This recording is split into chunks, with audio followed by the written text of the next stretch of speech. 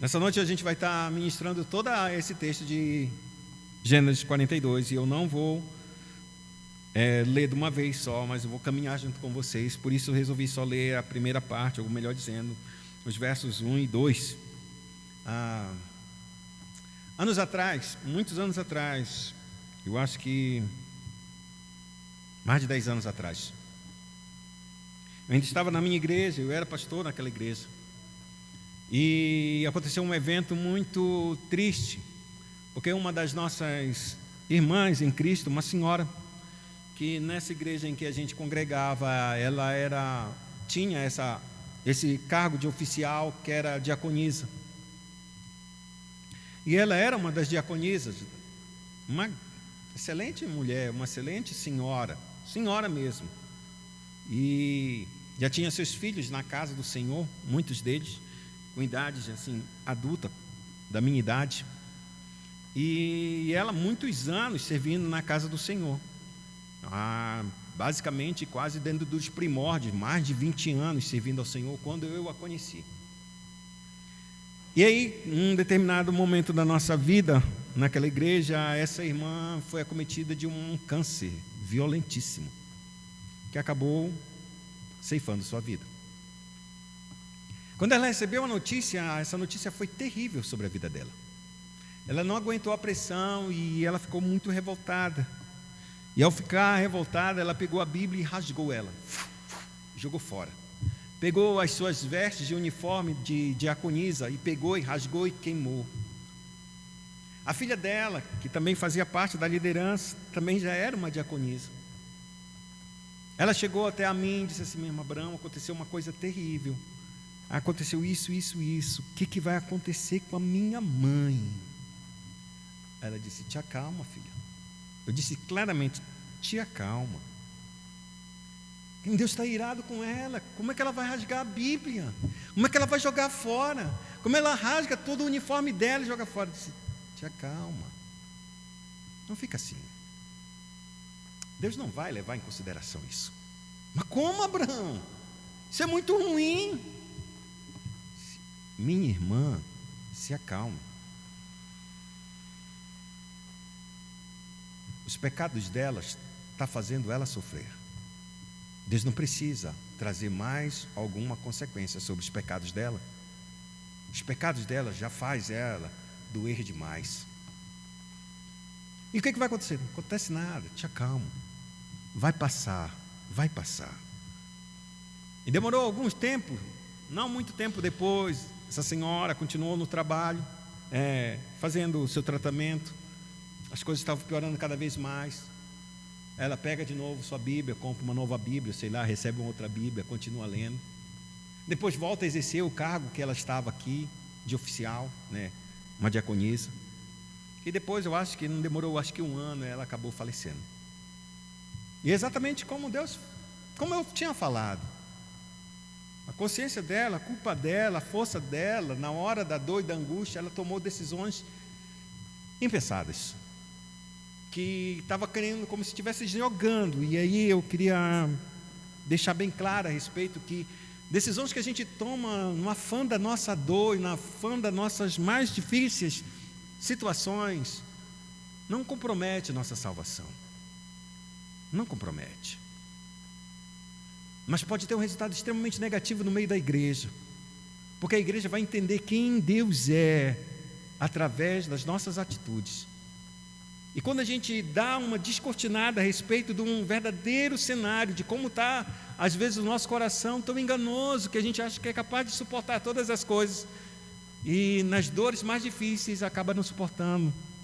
Creio que essa mulher foi salva não por causa dos feitos que ela fez, mas porque ela estava caminhando, era só a dor dela, a dor e a indignação que ela se voltou contra Deus, mas também voltou-se para Deus, porque é o seu refúgio. E aqui entra um ponto importante para nós iniciarmos a meditação desse texto. A Bíblia diz claramente: sabedor Jacó de que havia mantimento no Egito, disse a seus filhos: por que estáis aí a olhar uns para os outros? E ajuntou tenho ouvido que há cereais no Egito. Descei até lá e comprai-nos deles, para que vivamos e não morramos. A pergunta era muito clara. Israel, toda a nação de Israel, essa tribo tão grande agora, ela é pecuarista, basicamente isso. Criadores de ovelhas e de gado, de jumentos, de cavalos, de camelos. Se você tem uma ideia de qual é a riqueza de Jacó, é impressionante a riqueza dele. Você vai na hora que ele está voltando para a terra de Canaã e vai se encontrar com seu irmão, e ele traz um presente enorme para a vida de Saul, a fim de apaziguar a sua vida. Era uma quantidade enorme, ao ponto que não fez nem cócegas, a gente assim pode dizer, da riqueza de Jacó. Então, se a riqueza de Jacó já era grande, o que imaginar depois de mais de 20 anos naquela terra? Depois de mais de 20 anos vivendo ali no gado, a riqueza dele estava enorme. Só que aqui tem um detalhe. Os irmãos de José, a Bíblia declara que eles, com inveja, quando o pai disse, vai ver como estão os teus irmãos, eles olharam para José com tremenda inimizade e resolveram jogar ele num poço sem água, numa cisterna. E decidiram matá-lo. Então Rubem disse, não mata o garoto, deixa só ali, tipo assim, um castigozinho, depois eu vou aqui atrás e vou tentar salvá-lo. Rubem foi embora, ele teve que fazer alguma outra coisa. Quando ele retornou, José já não estava mais lá onde haviam sido jogados. E a Bíblia diz claramente que Judá, Simeão e todos os seus irmãos se juntaram e disseram, não, vamos matar o nosso irmão. O que a gente vai ganhar se a gente matar esse irmão nosso? Vamos vendê-lo. Estava passando uma caravana de midianitas e iam para onde? Para o Egito. Vamos vender nosso irmão para essa caravana e deixa ele morrer na mão de outras pessoas, mas não na nossa mão. 20 anos se passam nessa história. 20 anos se passam.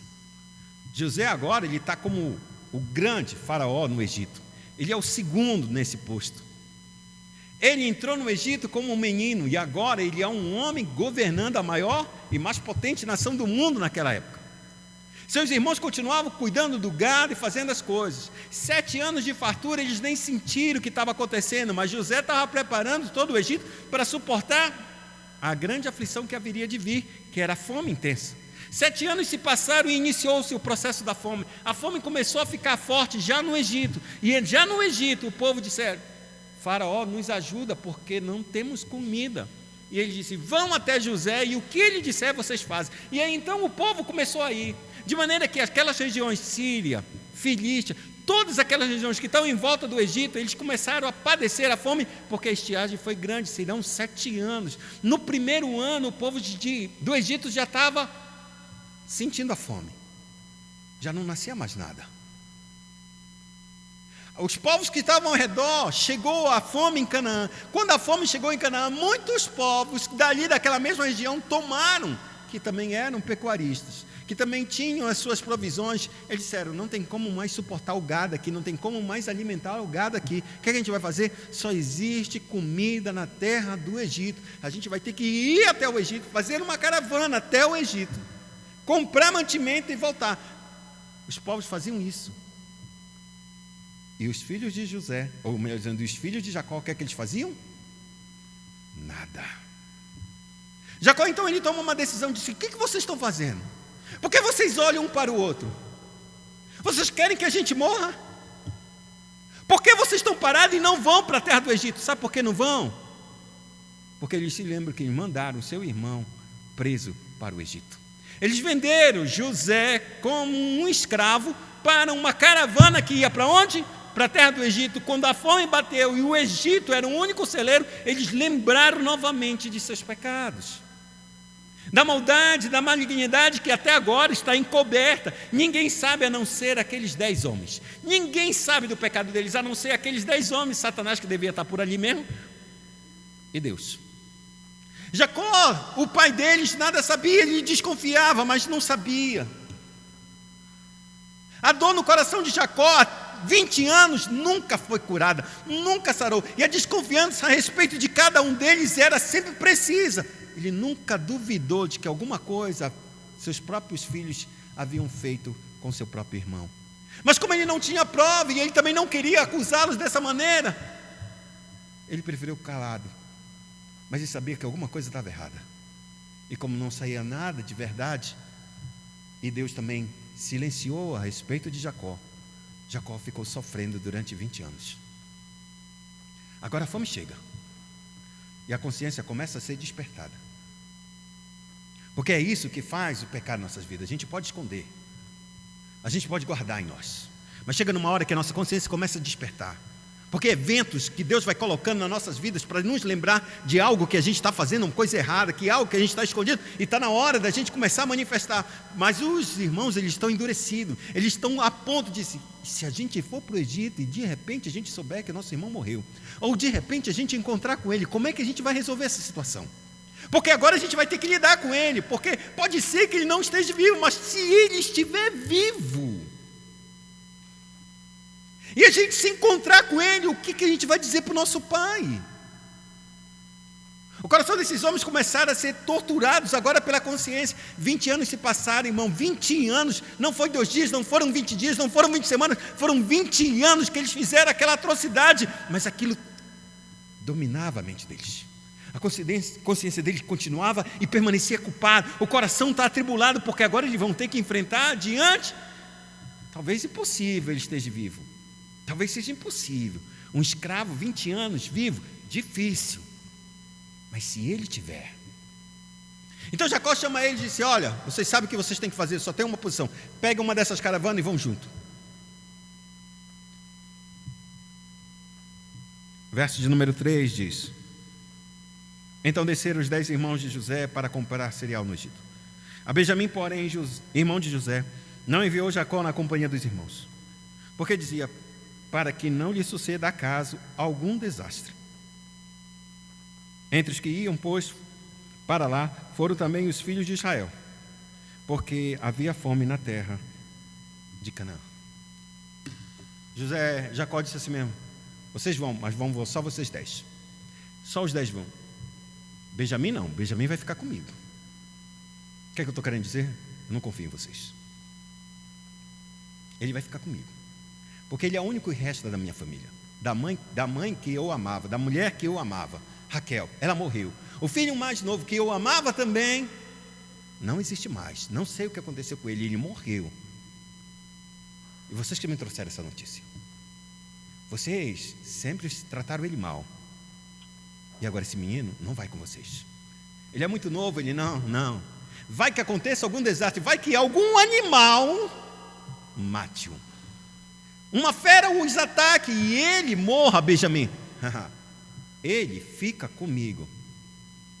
Está dando para entender? Os mesmos eventos começam a vir um atrás da outro na cabeça desses 10 homens. O que eles semearam, eles estão começando a colher, e essa colheita está sendo enorme para a vida deles. A primeira colheita, a terra do Egito. Segunda colheita, o pai disse assim mesmo: ele não vai, porque se ele for, pode ser que um animal o mate. E foi isso que eles disseram: eu acho que uma fera encontrou com ele e matou teu filho José. Só encontramos as vestes. O pecado começa a ser revelado passo a passo, e eles continuam calados diante, estão perplexos, porque o evento está, não, deve ser só uma coincidência, deve ser só uma, não, isso rapidamente vai passar, isso vai sumir da minha mente. Verso de número 6. Então eles partem na caravana. José era governador daquela terra, e era ele quem vendia a todos os povos da terra. E os irmãos de José vieram e se prostraram rosto em terra perante ele. Vendo José seus irmãos, reconheceu-os, porém não se deu a conhecer-lhes. E lhes falou asperamente e lhes perguntou: de onde vindes? Responderam: da terra de Canaã, para comprar mantimentos. José reconheceu os irmãos, porém eles não o reconheceu. Então se lembrou dos sonhos que tivera a respeito deles e lhes disse: vós sois espiãs, vieste para ver a terra, os pontos fracos. Voltou, ele abre agora um parêntese, porque agora os irmãos chegam. José exatamente é o governador. Se ele é o governador, por que ele está vendendo as coisas? Por que tem que tratar com ele? Lembre-se, todas as nações tinham que vir até ele, e ele não podia vender todos os cereais para todos, porque ele tinha que guardar o seu povo, a sua nação. É como se houvesse fome em toda a terra América Latina e só o Brasil tivesse colheita, só tivesse mantimento. Então nós temos que alimentar o nosso povo de 200 milhões, mas existe uma nação inteira, vários povos ao redor que estão vindo para comer, tipo como Venezuela. O que a gente vai fazer com esse povo? A gente vai dar todo o nosso mantimento? Não, a gente vai dar uma parte para eles. Não podemos dar muito porque nós temos todo um povo. E esse é o primeiro ano da seca. Haverá ainda mais 6 anos pela frente.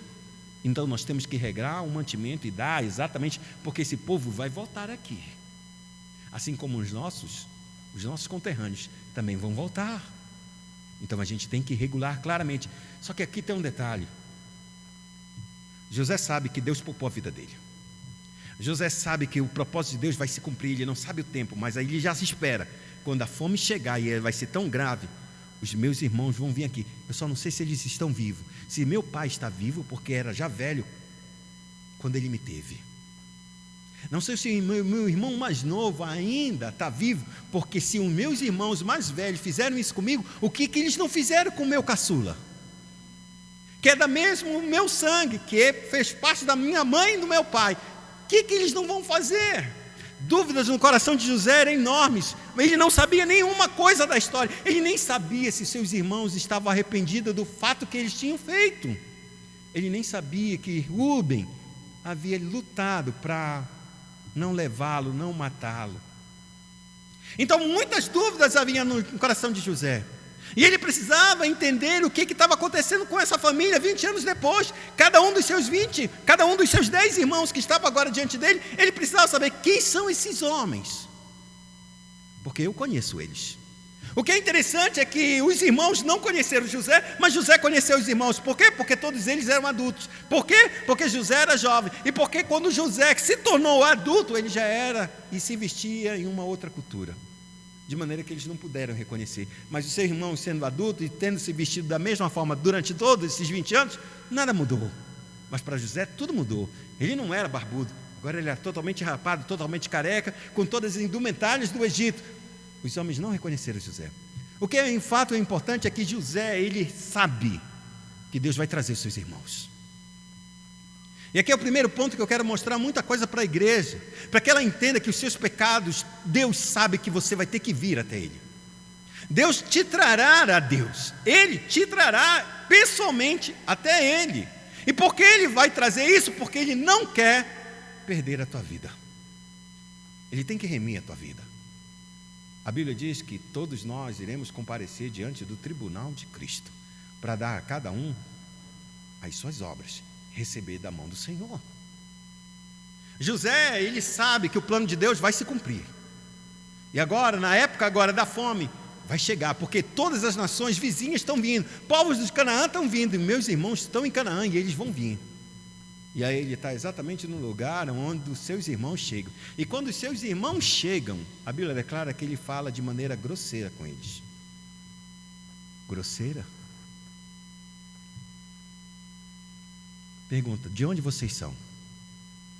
E os irmãos, somos da terra de Canaã. Quando ele se prostra, o sonho dele se completa e ele lembra. No verso de número 10 disseram: não, Senhor, nós não somos espias. A acusação de José é precisa. Vocês são espias, vocês vieram ver a terra do Egito, ver as cidades mais fracas para virem um exército e guerrear e tomar o que é nosso. Não, vocês são espias.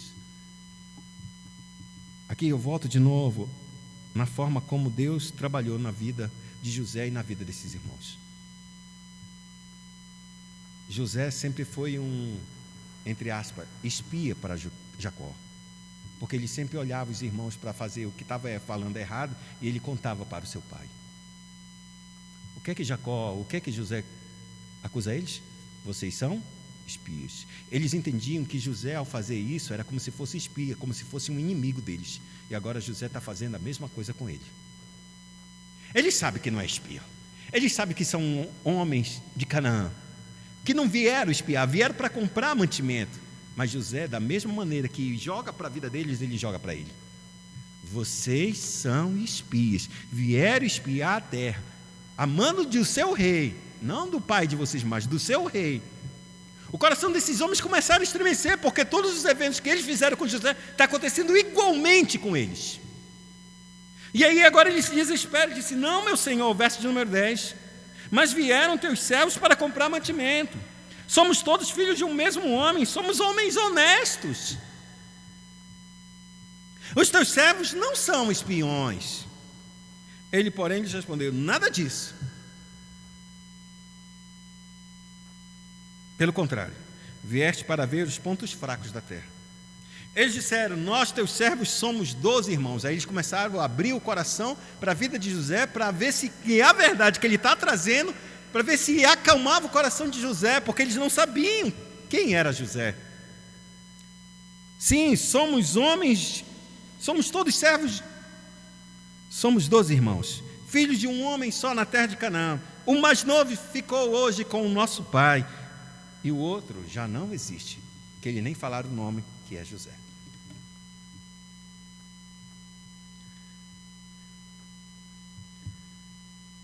José começa a aprender: meu irmão está vivo, e meu pai também.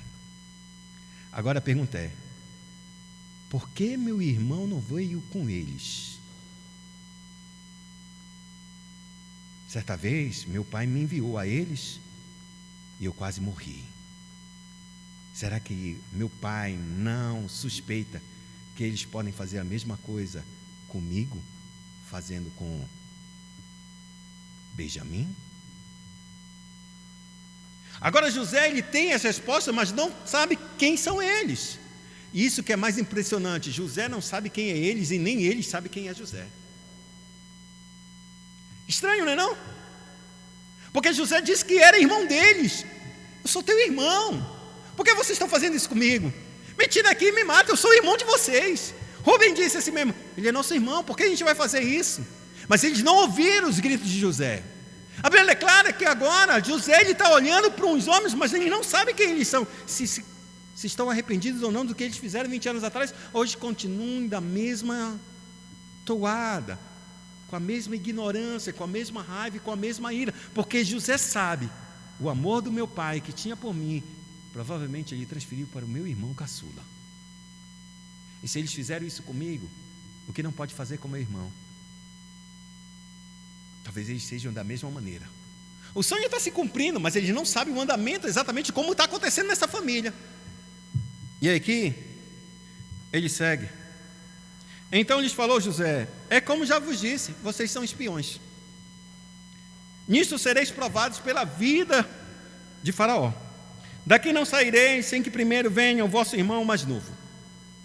Enviai dentre vós um que traga a vosso irmão. Vós ficareis detidos para que sejam provadas as vossas palavras, se há verdade no que dizeis, ou se não, pela vida de Faraó, sois espiões. E os meteu juntos em prisão 3 dias. Ele olha para os 10 e disse: não acredito em nenhuma palavra de vocês. Vou fazer o seguinte: um de vocês vai sair daqui e vai buscar o teu irmão mais novo. E quando ele trouxer o irmão de mais novo, vai ser provado que vocês realmente não são espiões e são filhos desse mesmo pai. Escolham um dentre vocês para ir até lá. Quando todo mundo, os 10, vão para a prisão. Os 10 foram para a prisão e ficaram 3 dias presos. O coração de José, ele está um misto de raiva e quer se reconciliar. Você já sentiu isso? Ter raiva de uma pessoa e amor por ela ao mesmo tempo? Isso é a nossa natureza, amados. Quem é que vai vencer essa batalha?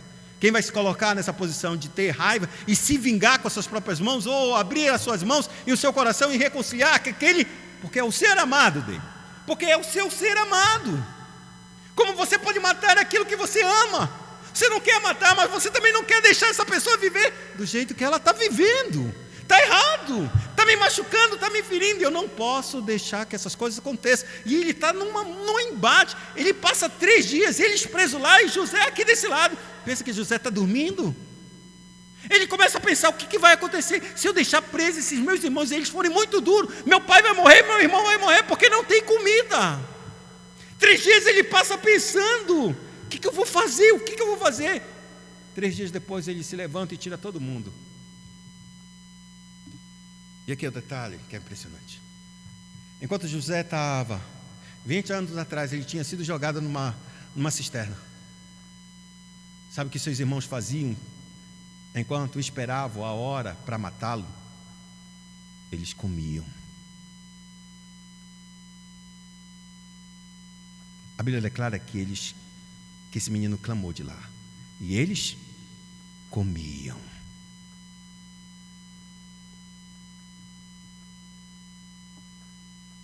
Essa é a estrutura de um coração impiedoso. Dizem que relatos de pessoas que foram presas pelo ISIS, aqueles grupos islâmicos, radical, terrorista, que quando prenderam certos tipos de cristãos, alguns cristãos, e às vezes nem precisava ser cristão, bastava ser americano, que eles tinham ódio por isso. Eles prenderam aquelas pessoas e levavam elas para o deserto e colocavam elas enfileiradas de joelhos para lerem determinados tipos de carta, as palavras que eles estavam recitando, que o Ocidente era um inferno, era Satã, e assim, tudinho, várias coisas. E depois eles pegavam as suas espadas e colocavam na garganta dessa pessoa. Eles faziam isso repentinamente. Eles sempre diziam para as pessoas: não se preocupe, porque a gente não vai te matar. Mas a pessoa começou a ficar o quê? Apavorada. Ela dobrava os seus joelhos, ela recitava, alguns não conseguiam recitar, e eles com a espada na garganta dessas pessoas. Eles faziam isso dia após dia. Depois de 2 semanas, 1 semana, a pessoa faz o quê? Eles não vão me matar. A pessoa já fica mais tranquila, porque ela já repetiu esse evento várias vezes. Chega a um ponto dela estar decorando aquele texto e achar que a vida dela não vai. E de repente, ela é decapitada. Essa é a estrutura do coração dessas pessoas. Muitas vezes eles ficavam tão olhando para que eles tivessem uma falsa sensação de que estaria tudo bem. E era isso que José, clamando do calabouço, os seus irmãos comiam, como se não fosse ninguém. Mais uma vez, a cabeça dele está voltando. Meu irmão ficou preso na escuridão, e nós ficamos por 3 dias também. Verso 18: ao 3º dia disse-lhe José: fazei o seguinte e vivereis, pois temo a Deus. Se sois homens honestos, fique detido um só de vós na casa dessa prisão, vós outros ide, levai cereal para suprir a fome das vossas casas, e trazei-me vosso irmão mais novo, com o que serão verificadas as vossas palavras, e não morrereis. E eles se dispuseram a fazê-lo. Então disseram uns aos outros: na verdade, somos culpados. No tocante a nosso irmão, pois, lhe vimos a angústia da alma quando nos rogava e não lhe acudimos. Por isso nos vem toda ansiedade, toda essa dor. Respondeu-lhes Rúben: não vos disse eu, não pequeis contra o jovem? E não me quisestes ouvir, pois vedes aí que se requer de nós o seu sangue. Eles, porém, não sabiam que José os entendia, porque lhes falava por intérprete. E retirando-se deles, chorou. Depois, tornando, lhes falou. Tomou Simeão dentre eles e o algemou na presença deles. Como é que ele termina essa história? Os outros começaram a ver. Toda vez que José ele se apresentou, ele falou sempre por intérprete. Ele sabia a língua hebraica, mas ele não falou. Ele sabia que eram seus irmãos, mas não falou, porque se ele falasse em hebraico, denunciaria quem ele era. Então ele chamou um intérprete exatamente para que conseguisse entender os seus irmãos e falasse para ele na língua Ixo, que não é exatamente um povo que dominava sobre a terra do Egito nesse período. Não era uma dinastia própria do Egito, eram outros povos. E esse intérprete começou a falar. Só que quando José chega até a prisão, ele chega com o seu intérprete. e esses homens estão falando entre si. Os 10 homens começam a se falar: isso tudo é culpa nossa, esse é o nosso sangue, o sangue dos nossos irmãos. Agora Deus está trazendo isso. Quando José diz exatamente isso: eu temo a Deus, eu não vou deixar vocês ficarem assim. Vocês vão voltar com comida, mas um de vocês vai ficar aqui. Um de vocês vai ficar aqui até que todo mundo traga o seu irmão mais novo, e então ninguém morrereis, e vocês também estarão livres dessa consequência. A partir de então, os homens começaram a discutir os 10. E Rúben, agora José, ele aprende a respeito de Rúben que ele não sabia. Eu falei para vocês não matarem o menino. Eu falei para vocês não jogarem, não fazer nenhuma dessas coisas, porque ele é nosso irmão. E agora, a culpa do seu sangue está caindo sobre todos nós. Irmãos, todo pecado tem consequência. Todo pecado tem consequência. Não tem como a gente se livrar dele. E enquanto a gente não confessar, essa culpa nunca sairá do nosso coração. Enquanto a gente não acertar, o problema nosso não é o pecado. O problema é que a gente não trata o pecado. Porque pecado a gente sempre vai ter. Mas cedo ou mais tarde a gente cai em alguma coisa, em algum erro, em alguma falha, em alguma palavra, a gente sempre vai ter. O problema é como a gente trata o pecado. Se a gente oculta ou se a gente revela, entrega para Deus e aceita as consequências. Porque as consequências vão vir, inevitavelmente elas virão, amado. Mas a pergunta é, quando as consequências vier, você tem que ter a consciência limpa, sabendo que tu foste perdoado. Porque cada bênção, cada vitória e cada derrota, sempre você vai pensar em alguma coisa: foi porque eu fiz aquilo. Até as bênçãos vão se tornar uma maldição para nós. Você duvida? Olha o que o texto diz. Só que José, ele sai, ele começa a chorar. Sabe como começa a chorar? Porque ele percebe que os seus irmãos, eles já não são mais os mesmos de 20 anos atrás. Durante esses 20 anos, eles sentem a culpa do pecado que eles cometeram lá atrás. José não sabia disso. Achava que eles eram os mesmos homens que o mataram, que levaram ele, que não tiveram dó nem piedade. E eles agora, ele percebe que o coração dos seus irmãos, eles entendem: a gente fez uma coisa errada. E não tem como. E isso está maltratando. E aí ele vê mais uma coisa: um dos seus irmãos tentou defender ele. E aí então ele sai daquele lugar, ele chora, se recompõe e volta. E quando ele volta, ele não escolhe o primogênito, que era Rúben. Por quê? Porque Rúben tentou salvar a sua vida. Ele escolhe o segundo, Simeão. Vem, Simeão. Ele só não disse Simeão. Pegou Simeão, ele sabia quem era o segundo. Colocou na prisão: vocês todos voltam para casa. Pegue os mantimentos e leve para suas famílias. Algemou na presença deles, assim como todos fizeram. Os midianitas prenderam José, ataram ele e levaram na caravana diante de todos os irmãos, e não teve um que dissesse: não faça isso. Tudo está repetindo, tudo está voltando. Deus está fazendo isso, não é para torturar, é para largar a culpa, é para confessar o pecado, é para ser purificado. A dor já está demais. É por isso que eu falei a história daquela mulher. O pecado dela, a dor já é demais. Para que eu vou atormentar ela? Para que Deus vai ferir, vai bater? O pecado já destrói a gente, já é por si só uma disciplina sobre as nossas vidas, amado. O pecado já é uma disciplina sobre nós. Mas as pessoas às vezes são tão duras e tão cegas, que ainda conseguem suportar. Mas chegará um dia que Deus trará a luz. E assim como todos chegaram diante de José, todos chegarão diante de Deus. E nesse dia não haverá misericórdia.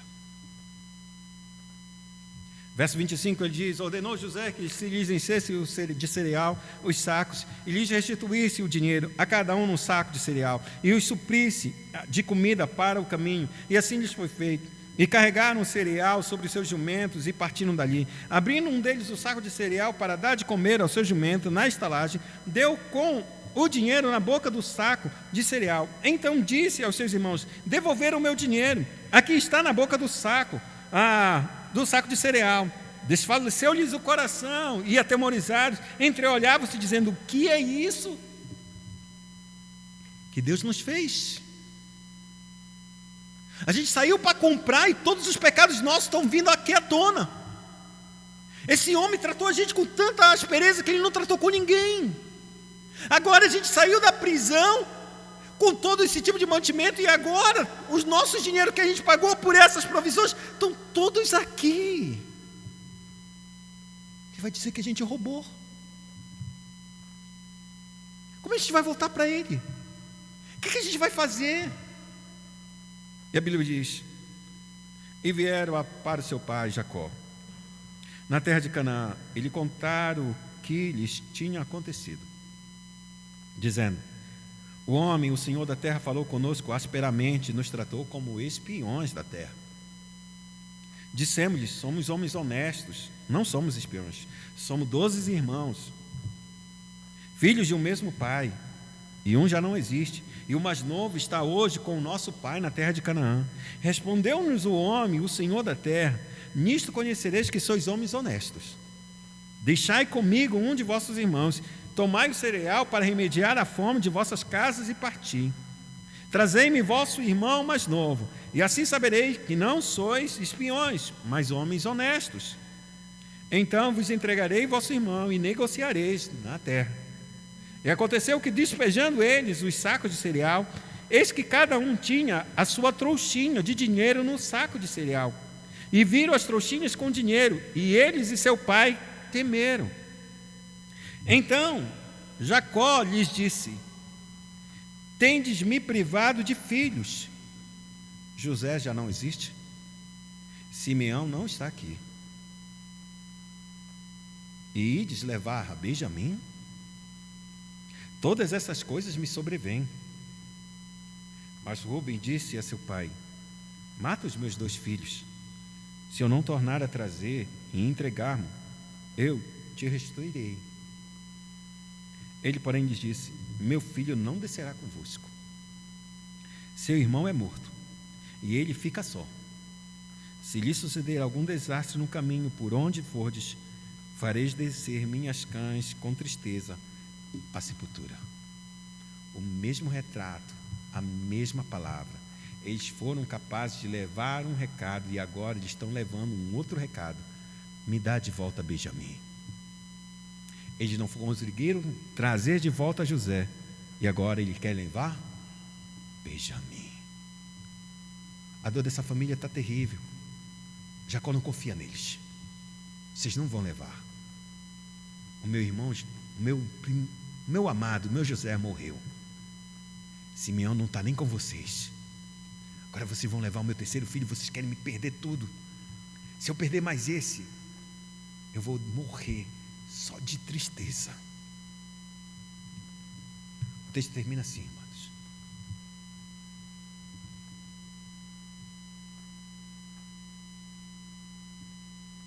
eles não abriram a boca.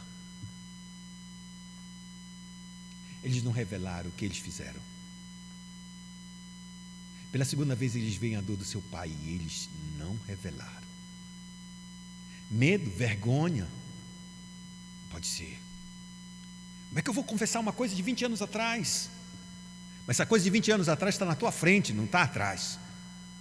Talvez você tenha cometido alguma coisa 20 anos, 5 anos, 10 anos, ou talvez o dia de ontem. Que importa? Isso vai caminhar com você a vida toda até que você abra o jogo, coloque à luz aquilo que Deus quer fazer com a tua vida. Porque senão isso irá te torturar o resto da tua vida, até que você aprenda a confiar no Senhor e a fazer como Davi: mas Deus resgatará a minha alma da morte. Amados, isso é um convite para nós nos arrependermos. Essa história tipifica claramente a vinda de Cristo. Um dia Ele vai nos chamar. Seus irmãos tiveram a oportunidade de várias vezes contar. Já sentiu isso? Eu com certeza já sentiram. Você cometeu uma situação tão terrível, você está angustiado, você não quer resolver mais isso, você quer parar com aquilo. E aí de repente Deus te coloca junto com aquela pessoa de frente, e você está com um ponto para falar, e o teu orgulho fala mais alto, e começa a justificar de si: o que ela vai fazer comigo? O que ela vai pensar de mim? O que vai acontecer? A gente vai estragar tudo. E você desiste. Você não conta. Você segue com a sua tormenta dentro da tua consciência e do teu coração. Foi isso que todos os irmãos de José fizeram. Eles não contaram, eles não falaram, eles aguentaram. A dor era terrível, mas eles aguentaram. Não sejamos assim, amados. Não sejamos assim. 20 anos aguentando isso? Para quê, irmão? Por que 20 anos esperando para se reconciliar? 20 anos sem ter um relacionamento verdadeiro, vivendo a dor daqueles que estão diante de nós e que a gente ama e que não queria fazer sofrer. Mas fizemos. Feche seus olhos, incline sua cabeça. Oremos ao Senhor.